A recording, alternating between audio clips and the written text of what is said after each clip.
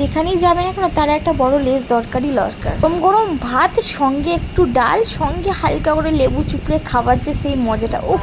আজকে গেছিলাম আমরা এক স্বাদের অনুষ্ঠানে, ওখানে কি কি খেয়েছি আজকে তোমাদের সঙ্গে ওটাই শেয়ার করব। তো খেতে বসার সঙ্গে সঙ্গে পড়ে গেল পাতা, তারপরে পড়লো স্যালাড, স্যালাডে ছিল শসা, গাজর আর লেবু, তারপরে পোস্ত দিয়ে আলু ভাজা, কুমড়োর চপ, গরম গরম ভাত আর সঙ্গে ভেজ ডাল। ডালটা কিন্তু সেরা ছিল, এখনও সেই মুখে লেগে আছে। ওই যে ভিডিওটা এডিট করছে ইতিমধ্যে জিভে জল চলে আসছে।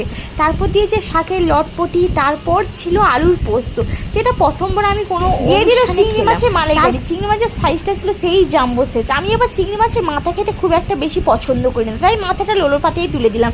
তারপর দিয়ে দিয়েছে কাতলা মাছের কালিয়া। আমার মাকে দেখো এখানে আমার বড় একটা সাইজের লেজা নিয়ে নিয়েছে, যেটা খেতে একটু বেশি ভালো লাগছে আমার মা।